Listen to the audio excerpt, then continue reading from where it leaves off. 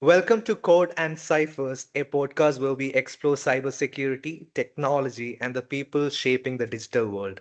Today, I'm joined by Priyanka, a cybersecurity leader with more than 2 decades of global experience. She currently serves as the CEO of London School of Cybersecurity and has worked extensively on building cybersecurity capability. She also co-founded initiatives such as Women in Cybersecurity in Middle East, which we'll be going to talk in our podcast, and continues to play a major role in strengthening global cyber talent ecosystem. Priyanka, it's a pleasure to have you with us today. How are you doing today? Thank you so much. Thank you so much for having me on the podcast. And I'm actually feeling happy because, well, the sun is out in the UK, Yeah. which calls for a celebration, I suppose. So I'll do that after I finish talking to you. But overall, yes, good day, productive day. So can't Good to hear complain. that. Good to hear that. So before we dive into cybersecurity itself, I love to begin with your personal journey. What originally drew you into world of cybersecurity?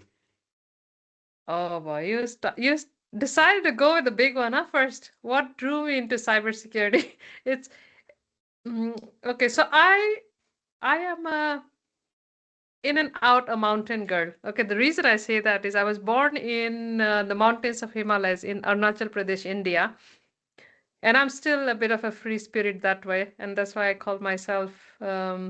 If you follow me on LinkedIn, I call myself cyber nomad now, right now, but in the heart, I think I'm a mountain girl. Now, I moved from there, did my engineering in National Institute of Technology in West Bengal, Hmm. uh, did my electronics and communication engineering, started my career in technology, and then in 2008, I married the love of my life. Oh, Okay. wow. Now, after that, so we got married pretty young. I was maybe 24 going into 25. In 2009, we decided to move to Dubai. Yeah. And that was a big turning point in my life. And Mhm. I say that for two reasons. One, because that was the first time I felt professionally frustrated. Mm. When I moved there, spent 6 months trying to find a job in IT networks because Mm. that's all that I had done the last 5 years in India. Couldn't find a job, and I was almost about to call back like I'm going back home. Mm. Then one fine day, I get a call from HSBC Bank saying there's a role for vendor security review. Do you want to come interview? I said, well, no one's going to hire me. I will come. There was nothing better I was doing at home. Yeah. So I went there, got the role, almost got pushed into cybersecurity.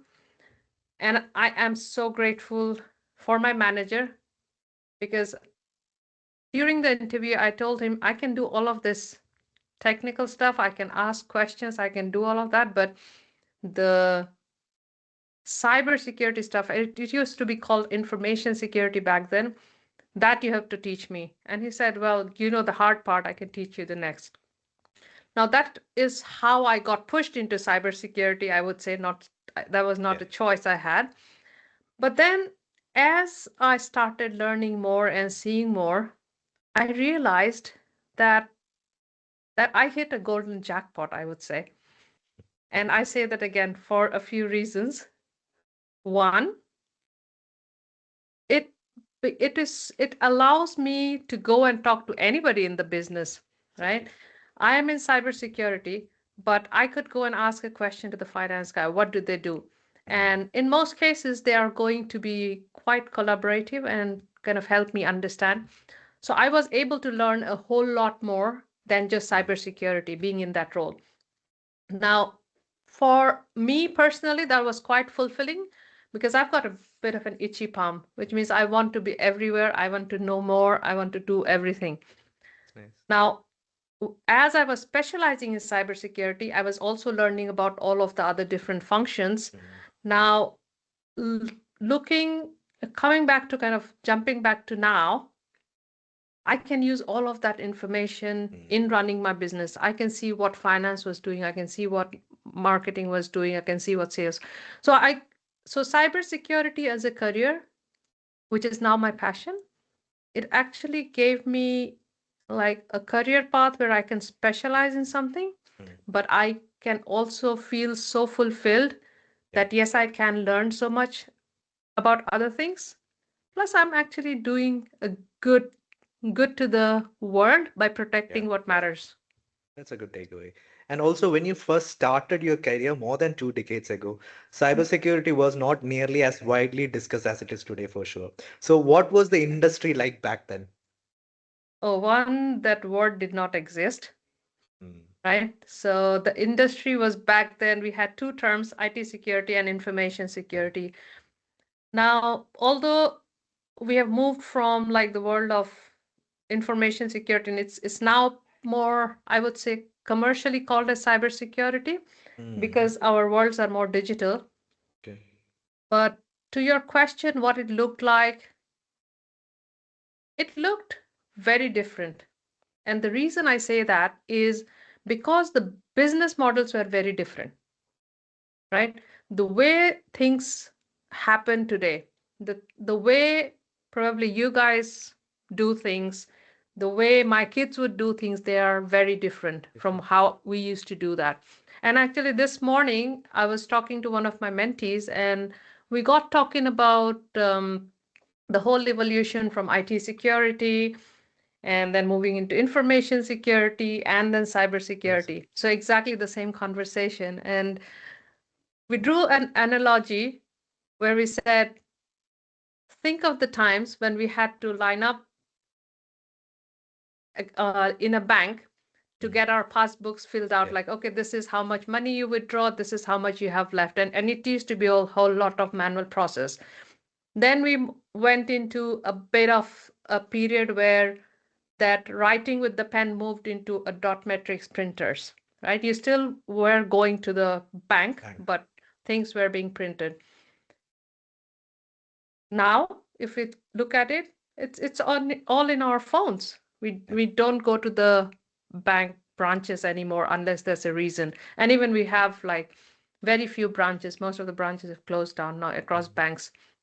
So with the way our lives are changing, the world of cybersecurity is also changing. Because that's kind of the whole point, right? You protect what matters.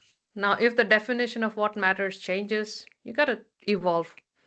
And there's one small thing I would just end this question with is the biggest difference that I see cybersecurity has brought is it has added more weight to the concept of availability, mm, because resilience in a lot of matters came back to how available is your service, right? Or how available is your organization. So that is what I think the biggest transformation is from then and now. got it. That's nice. And also at the beginning, you mentioned you spent a significant part of your career in the Middle East, particularly in Mhm. Dubai. So Yes. what initially, you already mentioned what initially brought up to Dubai. And we all know like you co-founded Women in Cybersecurity Middle East. That's what I heard. So what inspired that initiative? Oh, all the solutions comes from personal problems, all the great solutions in the world, any which ways, right? So I'll give you a little bit of story there. So before Women in Cybersecurity Middle East existed, I briefly left Middle East to work in the global headquarters of HSBC Bank in London. So I was here for about 3 years Oh, because the bank decided to move me from Middle East to London to mm, lead one of their kind of critical initiatives. So I was leading the cybersecurity for that critical initiative. Now, in 2017, I made a decision, okay, and that I'm going to jump full time into entrepreneurship. Now, a little bit of context to that is my husband and I, we co-founded our first company, which is SINEVIS Technologies, yeah. and it's a global consulting firm. We started that in 2010, but so he was doing that full time, and I was supporting him in the background. Now, during that period, I worked in London as well. Now, 2017, I decided, you know what, I've had enough of corporate life. Let me do it this full time. Now, that brought so many different kind of changes to my life that I did not anticipate, if you like. Now, one of the first thing is I had to change my mindset from one, the corporate, to being full time in the business, because supporting someone and running it by yourself are two very different things. So that was one.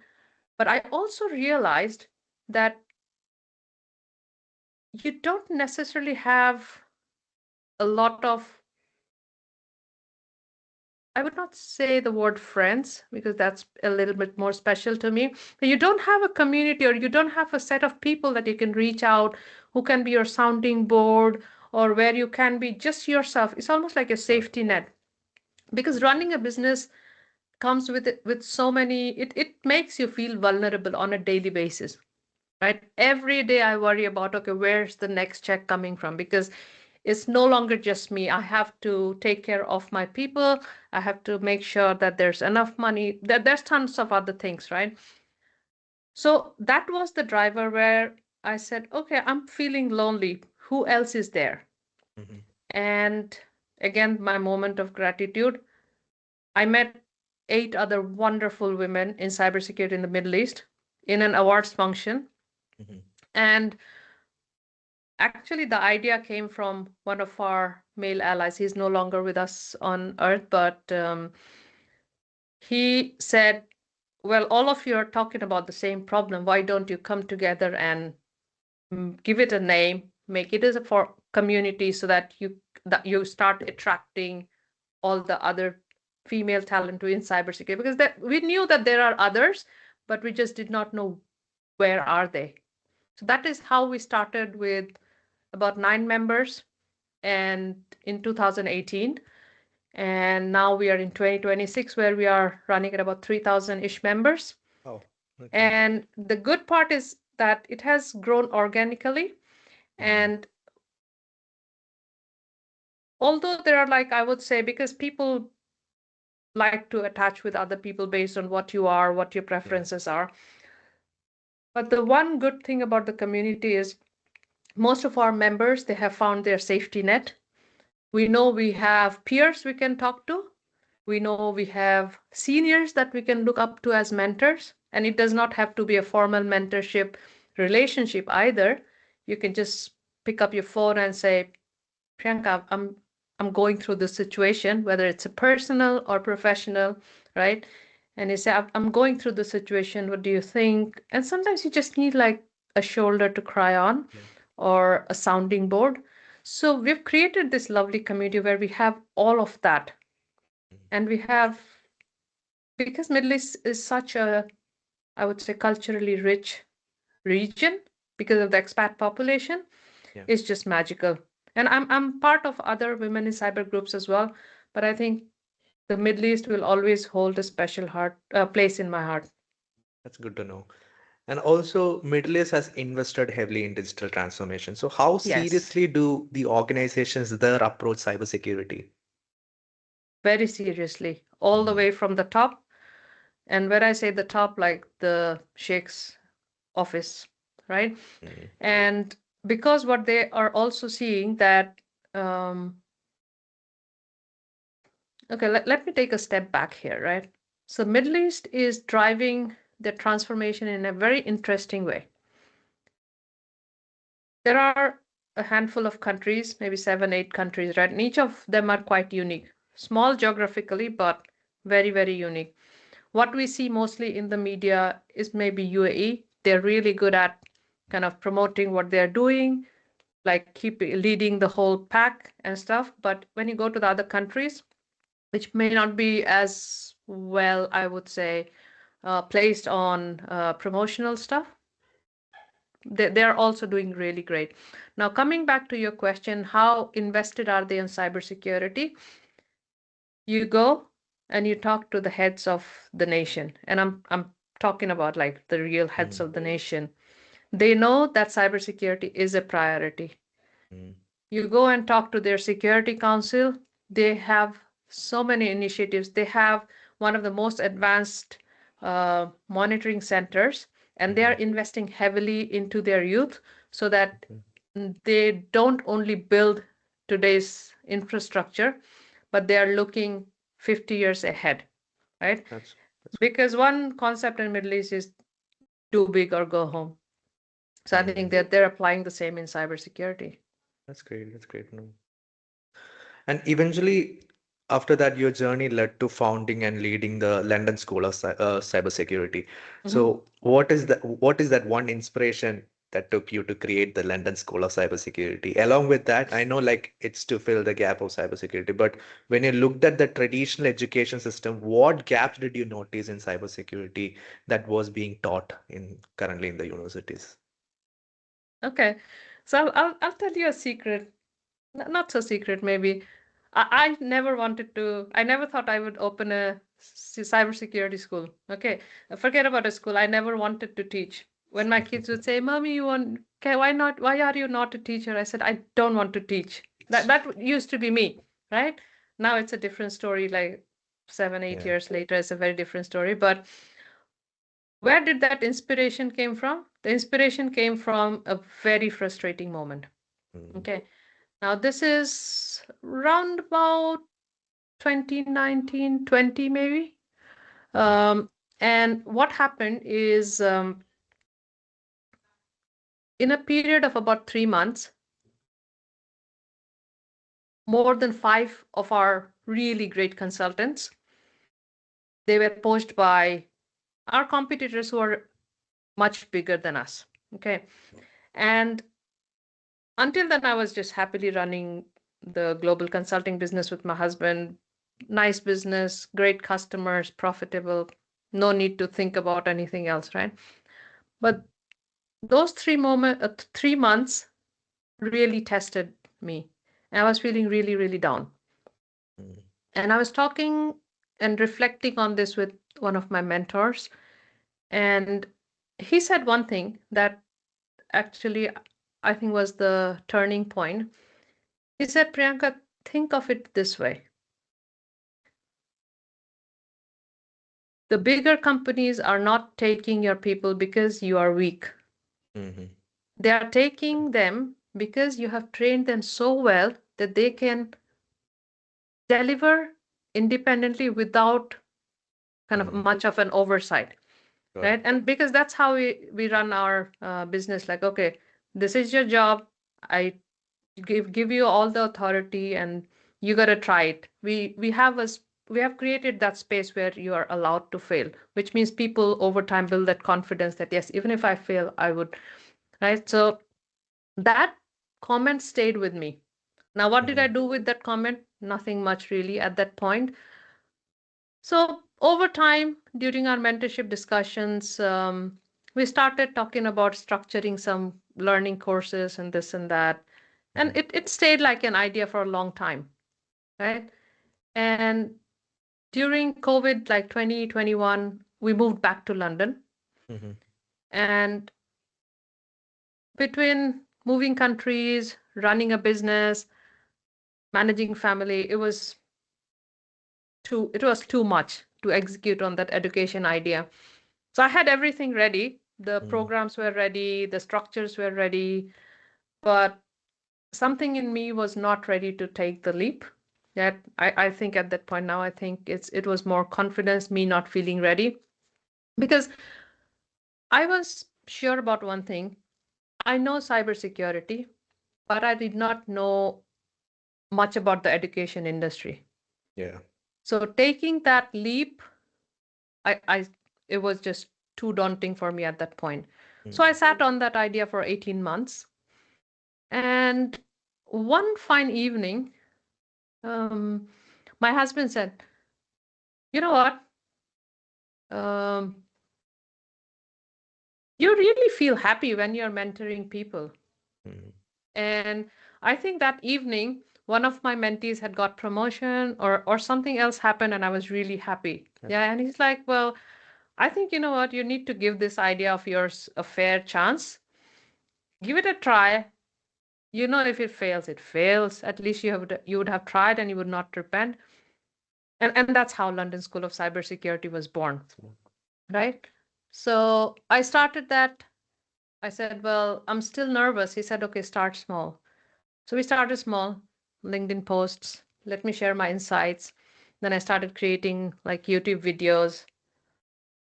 creating some formal courses slowly as I was kind of trying to navigate and learn the words about education industry. It's still, I'm still learning Yeah. because I still consider myself a young entrepreneur. So there's still a long way to go, but I am glad I took that leap of faith. And as mad as I can get on my husband, I think that is one big thing. I I have to give him mm, uh, all the kudos to for pushing me to take the leap Yeah. of faith. Always there will be someone in the back should have to give a push. And as I mentioned, what skills do you think traditional academic program often fail to develop in the cybersecurity students? Do you have any? Oh yes, yes, yes. That because that was one of the key focus, right? Mm, When I was designing all of this courses with talking to my mentor, and I just shared that I did all that research work, I created the structured programs, and then I sat on it. But during the research phase, right? mm, Because I was always in the consulting world, I had never thought about education. So I had to do a lot of research. And what I found are two things. One, as an industry, we did not really have a technology problem. We had mm. more of a capability problem. And Problem, I'll yeah. explain what is the difference. And the second is that the universities are teaching us some aspects of Mm, technology, but they are not telling us how relevant or how would I really apply mm. this knowledge. So having the knowledge is not equivalent to knowing how and where to apply the knowledge, right? Got it. So that is the problem that thought I needed to solve, and I still believe that I need Mhm, to solve, although the scope of the problem has evolved over time. I first thought I need to focus on just the workforce, but then as things moved, as people started to recognize me as an educator, they started talking to me more, saying, Priyanka, not just the workforce, we also do have a problem at the leadership and board levels, mhm. right? Because still 90% of the boards don't recognize the of investment on cybersecurity. So that's a big problem. Problem, yeah. And when we talk about true resilience, we need to kind of find the balance between, yes, my leadership understands and supports me, and then the workforce really needs to be capable. And capability are two things. One is having the knowledge, and second is knowing where and when to apply the knowledge. Got it. And cybersecurity is one of those fields where the public perception often looks very different from reality. So when people think about cybersecurity, they often imagine hackers breaking into systems with advanced code. So from your experience, what is the biggest misconception about this industry? Uh, okay, if I have to point on one things, right? So here's my view. We all know that millions of dollars are invested in buying cybersecurity tools, right? But if we look at the trend of the incidents, Mm, most of them start with or are the primary cause of why the incidents happened in the first place. mm, And they all kind of, in some shape or form, connect back to the people and mm. their capability. Think about as easy as someone click on a phishing link Yeah. or someone just reusing their passwords or Mm, using weak passwords, or think about the incidents that happen because someone did not configure their cloud properly. Those are not technology problem. Those good are point. people not knowing how best to protect or how best to do certain things, or what decision should they make. So although technology is a big part of it, because we are protecting digital assets in the first place, right? So technology has, I mean, you cannot segregate technology and and the word digital. So yes, it's a large part, but the core thing that is not as well promoted or well understood is that it's a people and capability problem or a requirement. in cybersecurity. So it only when we can bring a balance between technology and people and capability is when we can truly say, yes, we are doing well.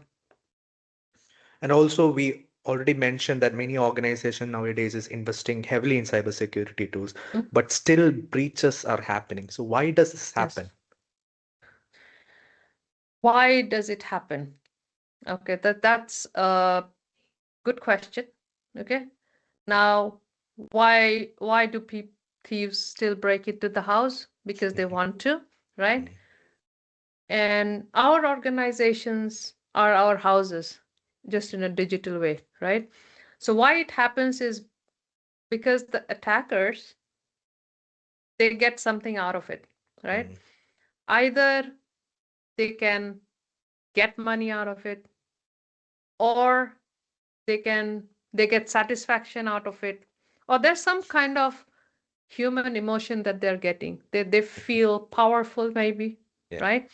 So there are drivers of why someone would attack you. If I had to attack you, I need to have a motive, right? Mm, And you can look at some of the things that's happening across the world, right? If we talk about the recent geopolitical situations in the Middle East, and one of the most recent big incidents that happened with a medical appliance company, I think it's called Stryker. mhm, And if we look at all of that stuff, so we had this war that happened and which is primarily a geopolitical war.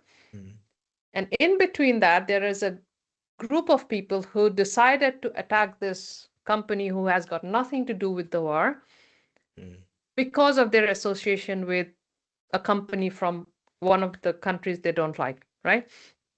So because of all of these things,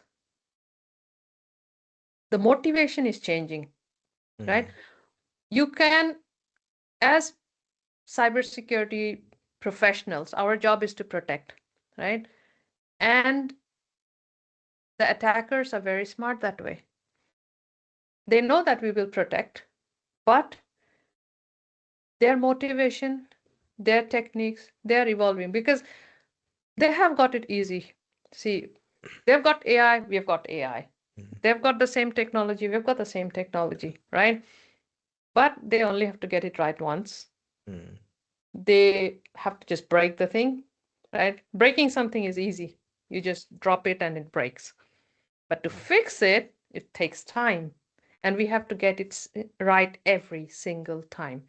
So when you think about that, there's a big difference in the gap.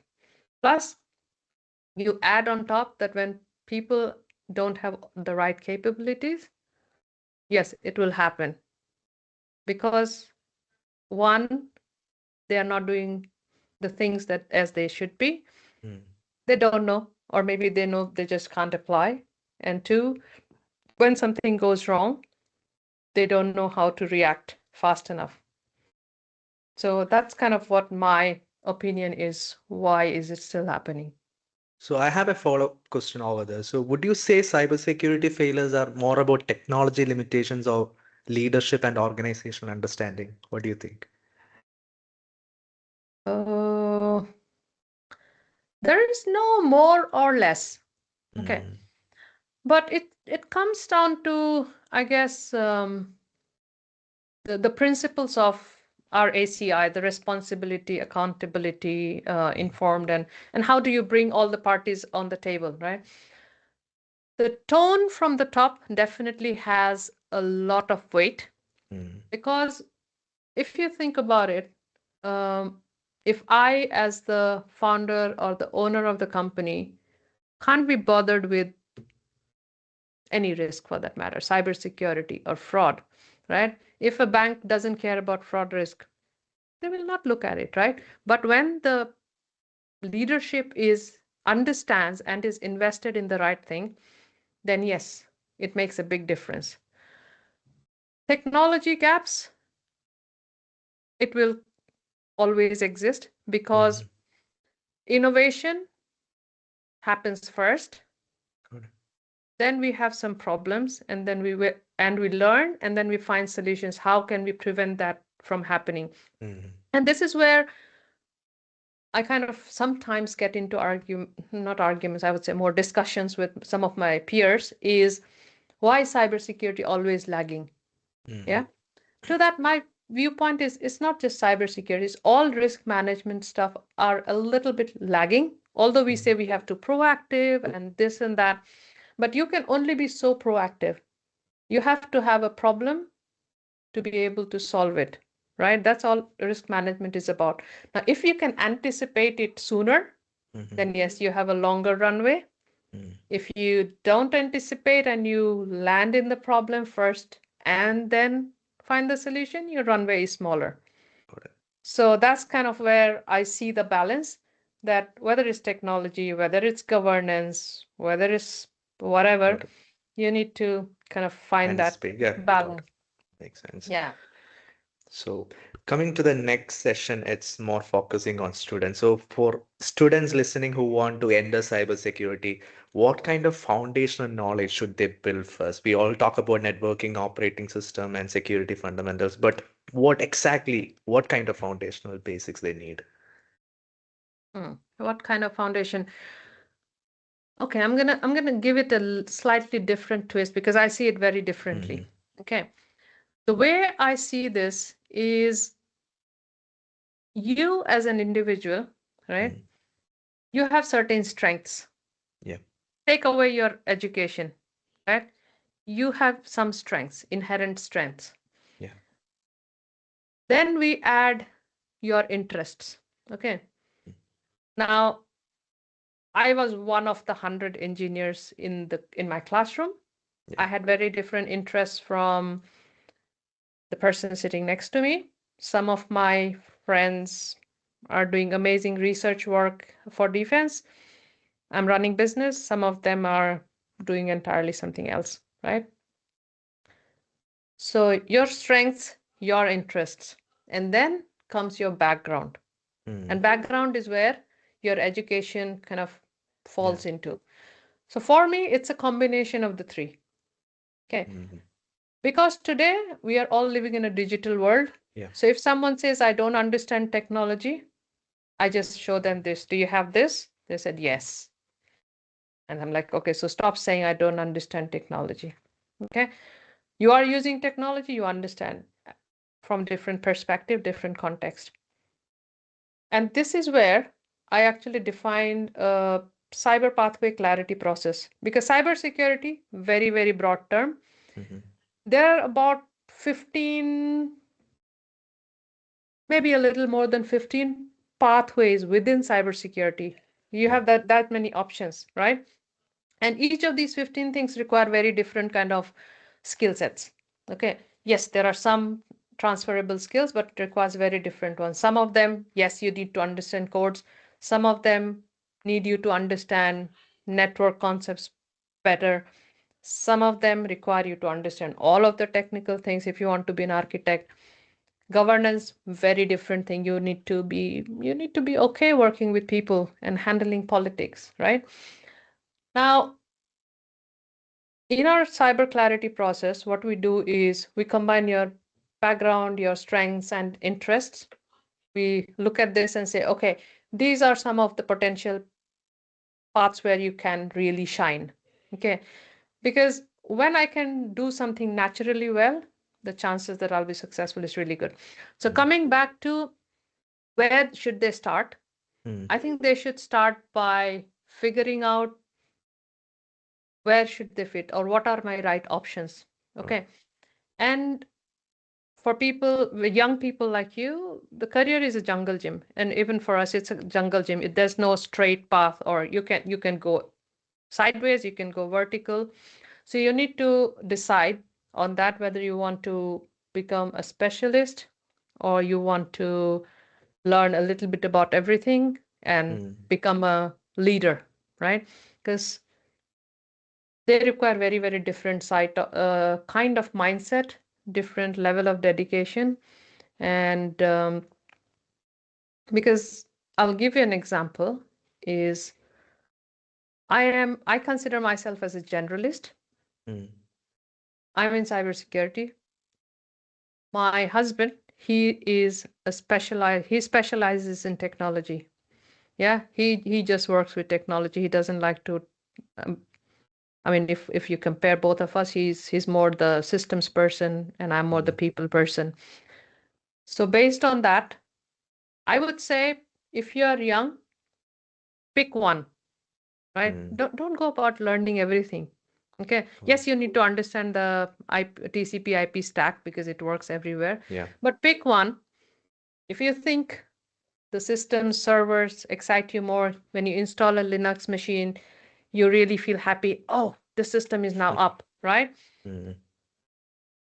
For the life of me, I can't get excited when a Linux machine comes up. Okay, I understand it. I can install it. I can secure it. It doesn't excite me. It's Mm, just the way it is. Networks, if you really think network is where you feel a little bit more excited, yes, go for it. For me, I like if I have to choose and go back to a technical work, I would probably go to network security because I like that whole transition part. Like, okay, mm, it's connect. I like connecting things, whether it's people, packets, networks, doesn't matter what. I like the whole concept of connection. So I'm a more network person. If you really like coding, go do application security or go do work for products who do like bot protection kind of stuff, right? got it. Go work for cloud security. Maybe you just love Mm, AWS, you just love GCP. You can, right? So go do that. But the point is you pick one, you have to feel curious about it and you have to feel excited about it.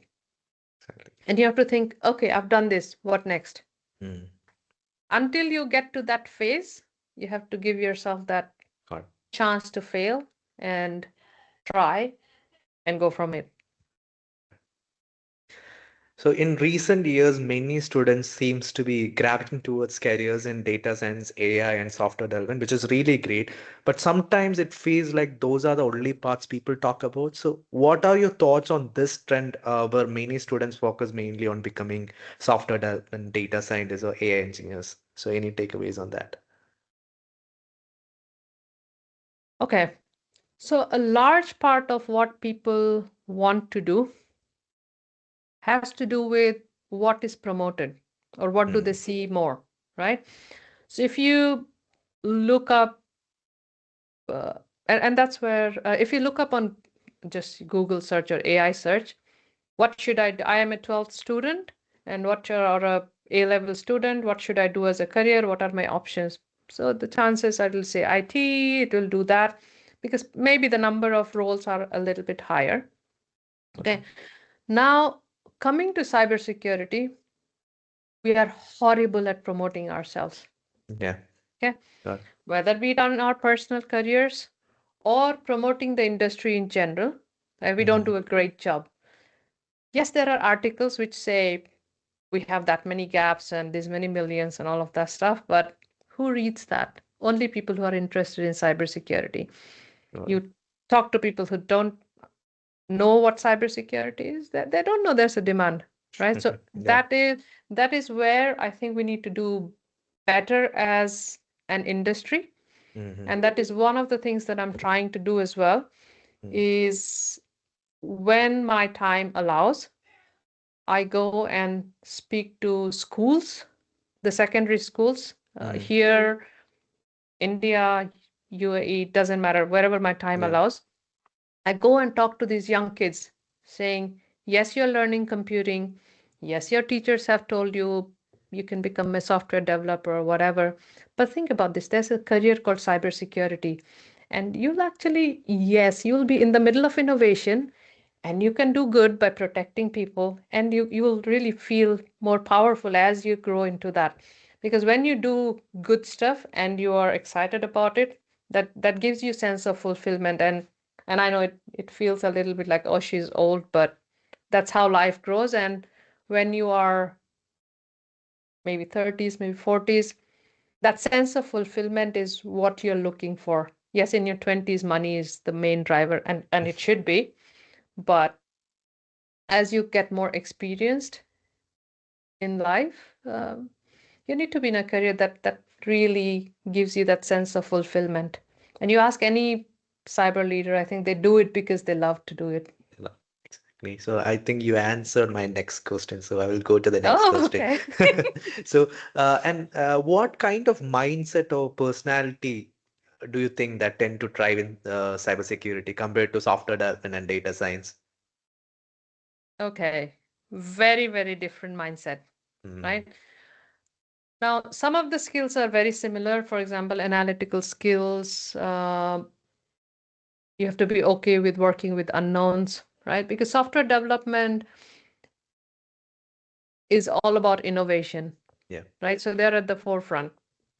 So talking about data science, they have a very different set of importance in our Mm, whole ecosystem, especially now with digital systems where your where everything that you use is personalized, the concept of personalization, right? So that's where the data science comes in play. mm, But when it comes to cybersecurity, it's all about making sure that the innovation that the software developers are bringing in and the personalization that the data science folks are bringing in, the end user really gets to it, right? Because if you can meddle around with this whole innovation and personalization, then you would see what I should see, and I would see what you should see. That whole thing is out of the roof. So that's where I see the three things needs to work hand in hand, right? And although kind of I would say primarily because of the way our industry has evolved or how we have not been taught how to use language mm, to your uh, benefit. mm, The software developers don't like us, we don't like the developers. Yeah. But when you can find the right working equation and they understand the fact that you're not there to make their life miserable, mhm, but only to protect and make sure that innovation, their innovation, is not your innovation, it's their innovation, actually meets and delivers what it's intended to, right? all right. Because think of small examples, and we'll talk about some hype trends here, right? So right now in fashion industry, we have this whole AI thing where you can personalize and go online, find the dresses and see what how you would look like, right? Now the innovation team is super happy they delivered that AI, right?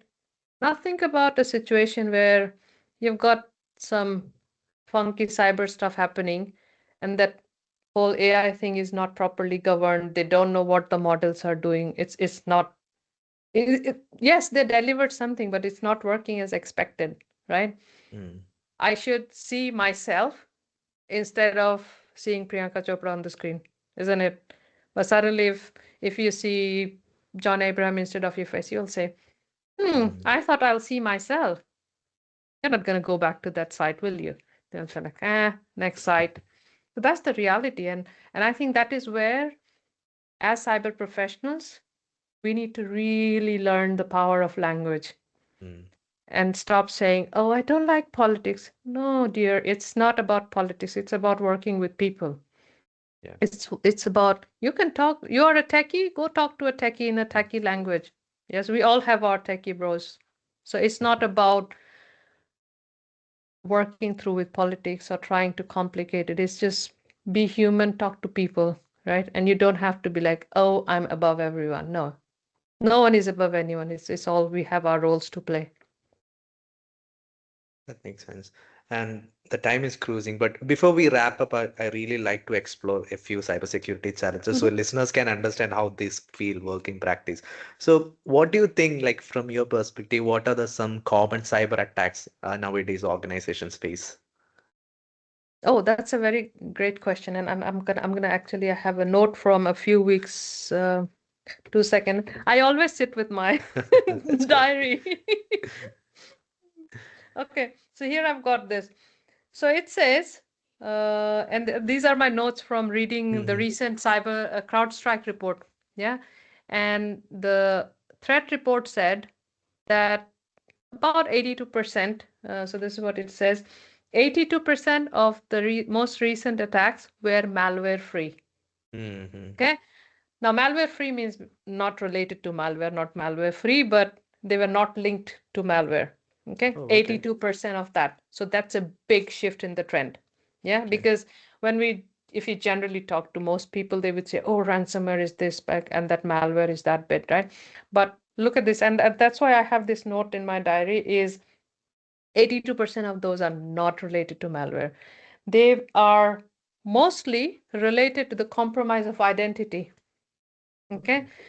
Now, what that means for us as cyber professionals is, or people who wanting to be in cybersecurity, is you need to learn more about identity and access management, Mm. more about what changes with the whole innovation around AI, post quantum computing. Those things are coming. AI is already here. Post quantum computing will be commercially available before we know it, right? So the experts are saying 2030, maybe 2029, Mm-hmm. which is like 2 3 years, right? Yeah.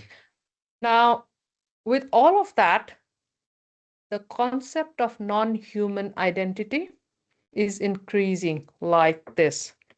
Mm. And someone was telling me recently that today the ratio of non-human identity is around 10. If you have 10 human accounts, you would have 50 non-human accounts, right? So it's just 1:5 kind of an exposure. And if you also look at most of the recent like big incidents, if you talk about, I don't know, the Marks and Spencers or any of the big Mm. incidents around the world, they are in some shape or form linked to abuse of identity or compromise of identity. So the whole landscape is changing. And if we are still learning and our learning is focused only on malware analysis, then we are not going to do a great job because we have not learned about this whole identity and access management. So I would say yes, if you are interested in malware analysis, by all means learn that. But as a core concept, go and learn about identity and access management. And that is relevant irrespective whether you're a systems person at heart or a network person or an AI person, doesn't matter. Identity is used everywhere. So that is one thing that I am changing in my courses. And I think that's how people need to evolve what they are learning and how they're learning. Got it. And also, let's talk about phishing. Like that's one of the most common entry points for Oh, attackers. What do you think? Like, why are they still so effective? So, what kind of practical steps can individual take to protect themselves? okay. So if we think about the whole idea of phishing, right? What is it really targeting? And why is it successful? That's the question you're asking, right? Yeah. We do so much training, we do so much this, and we have so many technologies to stop it and detect it, and God knows what to do it. It still happens. Why? Because we are humans, Yeah. right? And the technique is age old, okay? Whether it's digital phishing, whether it's human attacks, if someone has to compromise me, they will always compromise my emotion. If you know that you can say something and get a reaction out of me, that's what you're going to do. And the common reactions that are of value or stay top is I can be instantly happy because I'm talking to you. I can be really upset. I can get really angry. Those, or it makes me really sad. So, like, yeah, maybe angry and frustrated, I would combine into two. So, three emotions, I would say happy, sad, and frustrated. Yeah. So in those situations, humans tend to react very quickly, right? Mhm. And it's almost like the experts of body language. They will, if you watch them, they will say that you have to look at the eye crease. It almost happens instantaneously, and you will know if I'm happy to talk to you or if I'm just giving a fake smile, Mhm. right? So it's just a human reaction. So that's where people are targeting, right? And the second thing why it is still happening is the concept of mindfulness. Okay. One, our lives are so busy, right? So we are not always very mindful of Yeah. what we are doing, what we are clicking, and the tactics that they use or the techniques that they would do is they would send us things in a way, one, that will trigger an emotion, and two, it uses something that would be hidden in plain sight, right? It's almost like the game that we all have played probably at some time, like find the thing that's hidden in plain sight and you can never find it, right? Mm. So I'll give you an example. One of the uh, most recent, and this is, I think, as of Monday, we received a phishing email, okay, to one of our, I think, distribution lists, okay, Mm-hmm. that is publicly exposed. And it said that email came from my husband. So it was, and there was like a proper thread saying, here is the invoice. There's like two or three emails that's there. Here's the invoice. You need to pay by this due date. Everything standard, right? Mm-hmm. Payment. Then there's a chaser as well that the due date is coming in 7 days. And then finally, I spoke with your finance team. They said you are the right authority. I'm sending this email to. So very nice. Mm. Nothing. If you compare that with any normal payment, there It was will be nothing absolutely. that would, yeah. Now, had my husband not seen that email first, in a bit of a mindful state, he probably would have clicked on that invoice attachment, which in Mm. most cases might be not the right file. Mm. Yeah. So these are simple techniques. They use the ways of how we work, how we talk, and they use the basic human emotion. You don't have to be a super genius. And with AI, it even becomes much, much easier Yeah. because now no one does a mistake and all the fonts look the same. And whatever else we have told the whole world the last 100 years about phishing, all gone out of the window. So now we have to tell people that, okay, look out for some other things. If it's too perfect, probably there's something wrong. Look for imperfections. So we are kind of now flipping the script now that instead of looking for imperfections, look for perfection. No, sorry, it's the other way. Instead of looking for perfection, look for the imperfections. Perfection. If Okay. there's a typo, it's probably someone really typing it out. Got it. And this I really would like to know from you. Ransomware attack is one of the most damaging cyber threats globally. So when an organization discovers some kind of ransomware attack, what are the first steps a cybersecurity team should take? Oh, first is breathe, don't panic. Okay, then you do start the work because the moment you panic, you've lost the battle already. But yes, looking at from a technical investigation perspective, there's always in an investigation a people and the technical aspect of it. Technically, um, I would take that whatever is infected or whatever is showing me that is the source of or is the impacted asset, I'll take that off the network so it doesn't spread if it is one of its kind.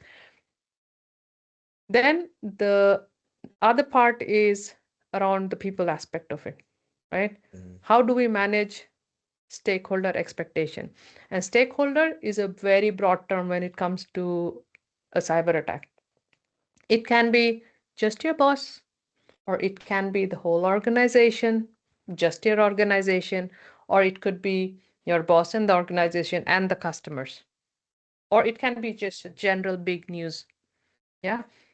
So it depends on how well are you prepared, how well do you know who your stakeholders are, Mm. and how quickly can you really get the right stakeholders who needs to be on it, right?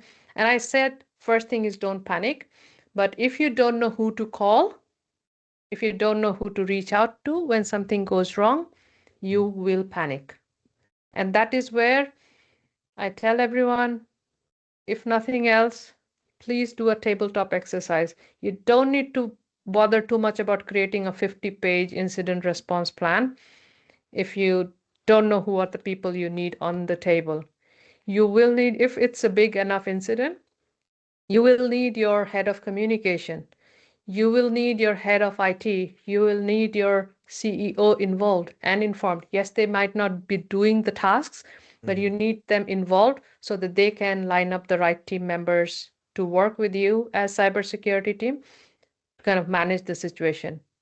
It may be small, it may depending on the thing, and because a lot of the things where some of the companies get hit most is because they have not managed their stakeholder expectations properly. If the C and now it's an interesting thing actually you ask, because now the regulators are expecting more closer involvement of the leadership when an incident happens. yep. This was not until very recently, but now Mhm. the regulations have been updated to include that. And incidents like solar winds and the Yeah. likes of it, they have said that, okay, you know what, leadership is really personally Important. liable Mm. for that. So that's kind of where the whole game of incident management is now changing. Before it used to be like, yes, incident happened and I've got the team handling it. But now, guy at the top is personally liable for it. So it changes the whole game. I will wrap up the podcast in a couple of questions. So, as organization, we already mentioned about cloud security or talked about cloud security. So nowadays, organization move more systems to the cloud. So how does cybersecurity change in a cloud-based environment? Okay.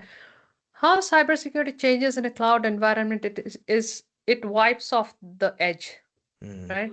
Before, think of it like you were living in a house which had walls and boundaries and everything. So you knew that anything inside this boundary is mine to protect, mine to use.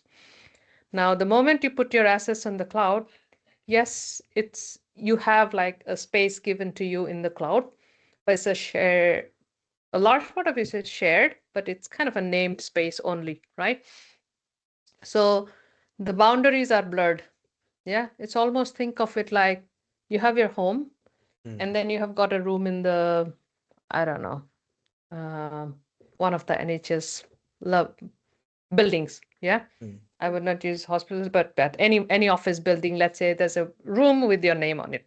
Yeah. mm, Now, if you have to own and protect the two things, very different equation, right? In your house you can decide you can own, but when you have one room in a big building, you have to almost work with the building management system to say, okay, will this work? What will you take care of? What should I take care of? Will you provide a security guard? Should I bring my security guard? What's the equation, right? Because the ownership is blurred because it's a shared space yeah. and the boundaries are blurred, which means you need better governance. And that's where a lot of organizations get it wrong is they think they put it on the cloud and they shift off the responsibility. No, it doesn't. You actually have to be a little bit more concerned Mm, because you don't know what else is going on inside that house or inside that building, right? You only see what you see in that one room.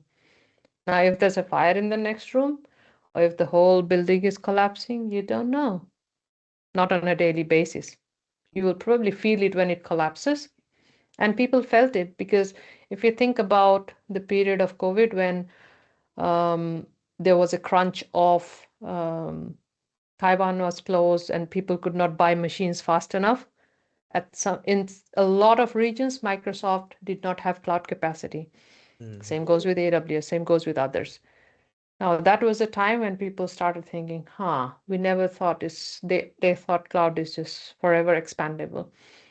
Very different scenarios, and same goes with cybersecurity. Because the ownership is blurred, you need to be really, really clear about what are the cloud providers going to do, what is your business. And also, I think you widely worked on security frameworks like ISO. How important are these standards in real cybersecurity work? What do you think? What's your opinion? How important are they? I would say quite important, Mm, especially when you want to do things consistently. mm, Okay. Consistency is the key, and that's the reason that these standards and frameworks exist. Yeah. Without them, we can still secure things and we can still have a digitally protected ecosystem. But the big question will be, will you and I do it the same way? Mm-hmm. Right? And when we talk about organizations and teams, you need to have some level of consistency to not just do things in the same way, but also because you know what to expect, what the results would be. You have a scenario or a story that you're trying to protect, and then you have a way of a mechanism of doing it, and then you know what to expect at the end of it, right? You know that when I do step one, two, three, your system is Mm-hmm. protected. But if you leave it to the wild, I will do four things, you will do two things. You may think it like, yeah, it's safe. I come in after 20 years, like, no, no, no, no, no. You know what? You forgot to think about that, Mm-hmm. right? So, no consistency in protection, no confidence in are we really protected. So, that is where the standards come into play. And they give you a really great starting point, is all I would say. Mm-hmm. Yeah. Where organizations and a lot of leaders kind of argue is, but certification is not security. And yes, it's not full security. It gives you a good starting point and it gives you consistency. Now, how do you mature it? That is a leader's job. So yeah, let's end this conversation with one question. Like I have two questions. I will try to combine it. Okay, So when you let's see. look back at your entire journey from being the network engineer to cybersecurity leader, Mhm. what kind of experiences shaped you the most? And my second question is that if you could give one advice to every student or anyone trying to transition to the cybersecurity career today, what would it be? Okay, so I'll take two questions, okay, and I'm gonna note down the questions here. So one is you said what's the Experience. key Yeah, experiences, right? yeah. And then you said One piece of advice. what's one thing they should do, Yeah.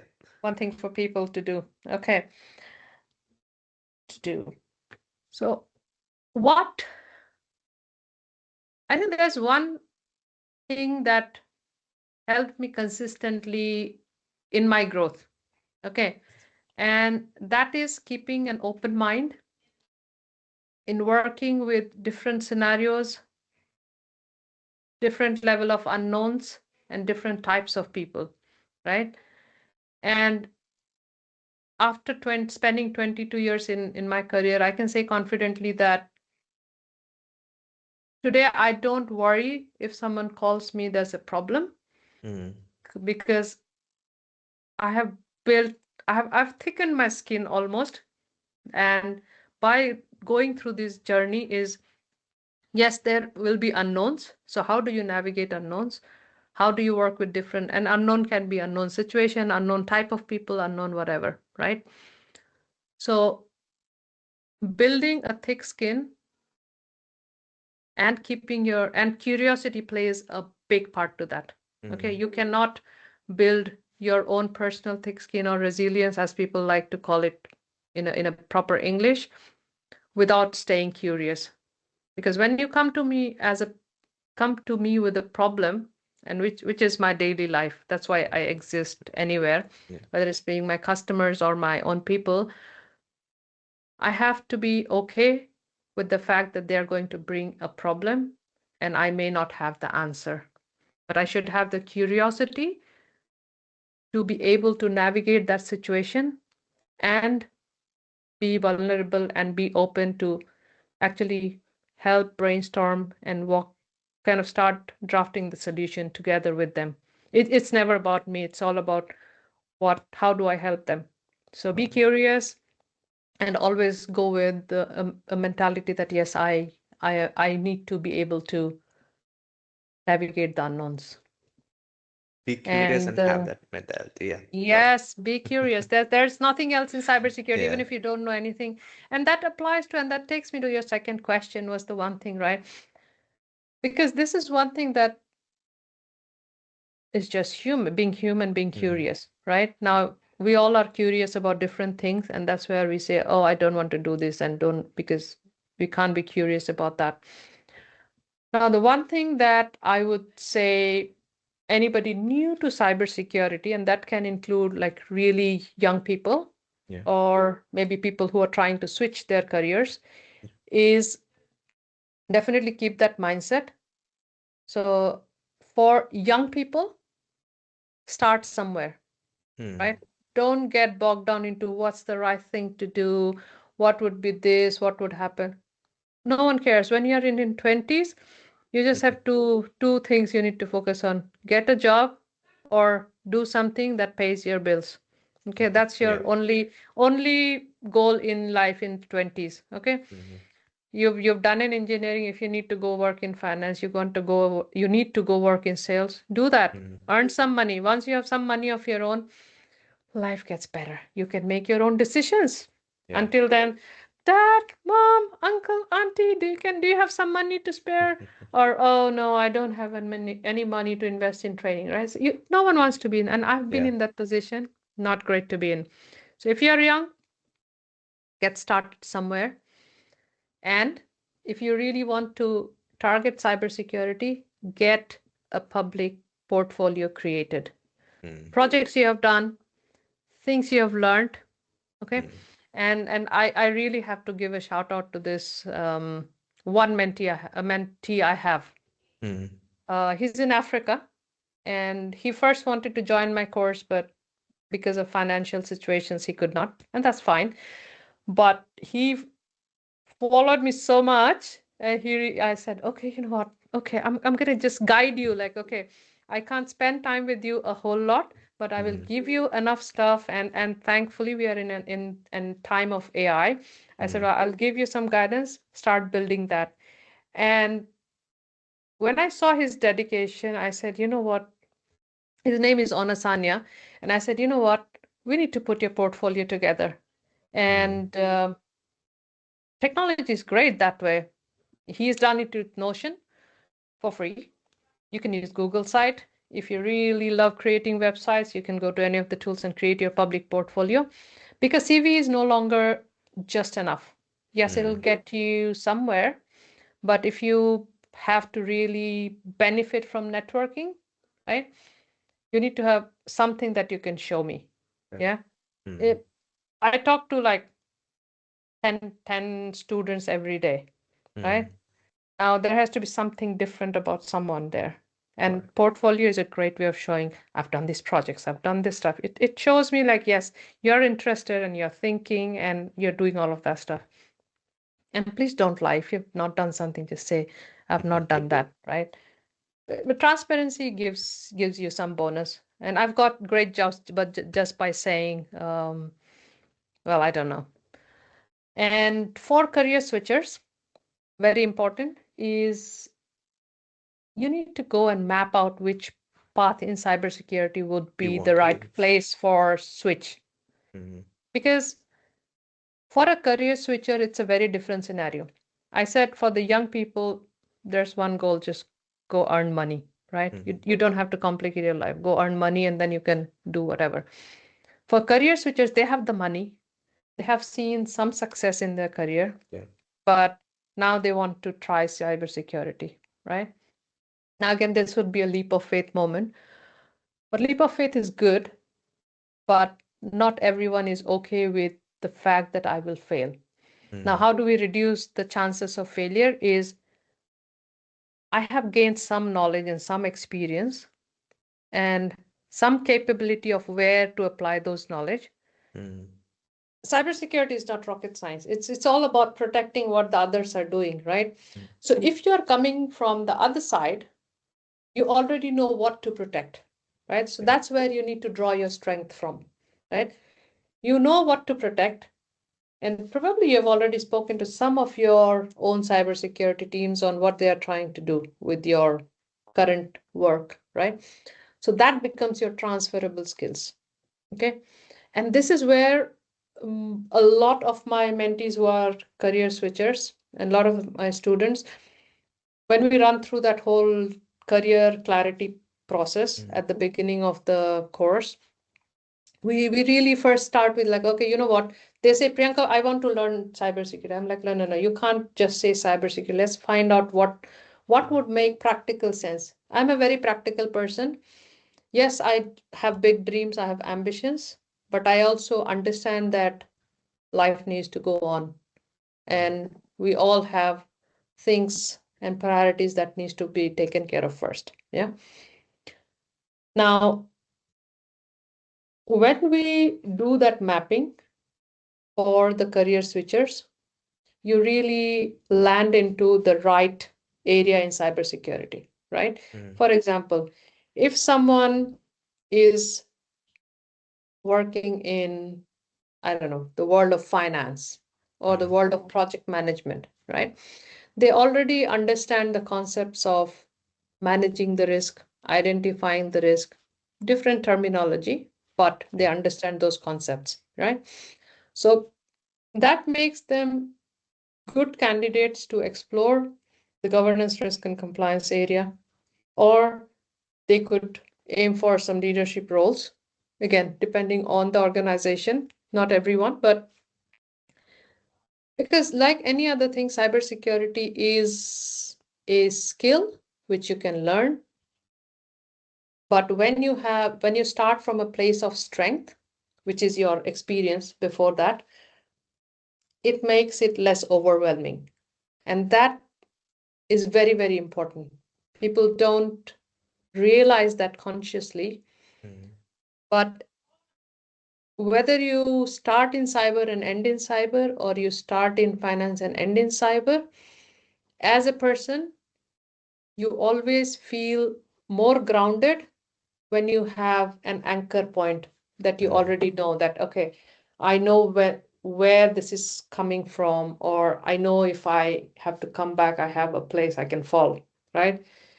Because we all fall from time to time, but if I know that when I fall, I'm going to fall on my cushion versus when I don't know where I'm going to fall, which could be in an abyss and mm, I'm just going to die, people will just stop. They just don't take the next step. And I said, you know what? I can just die. I don't want to die, or I don't want to lose my career. So that would be my only thing is for the young blood, get started somewhere mm, because time is on your side. So you can start in systems, move to networks, move to coding, or you decide, you know what, I don't like technology. I just want to go for something else. Or you mm, might decide that cybersecurity is not for me. I want to do something else. The mm. same goes for other way around. You can start somewhere, map where you would be strong, and then switch to that area. Thank you so much. That was a powerful conversation anyway. Thank you so much for sharing your leadership experience and helping us understand the reality of cybersecurity and how people can actually build careers in this space. So I genuinely think this will give a lot of clarity. I also got a lot of clarity and direction to our listeners. So thank you so much for sharing your time. I think I took a lot of time from you, and No, thank you so much for sharing insights with us. And to everyone listening, especially students and those looking into transition into cybersecurity, I hope this conversation gave you a clearer direction and the confidence that take you the first step. So we will continue bringing more conversation like this in the coming exports of Code and Ciphers. So thank you so much, ma'am, for joining. thank you so much for having me. And for Yeah, those who want, you can always find me on LinkedIn. Thank sure. you. Take care. Bye Thank bye. you so much. Bye.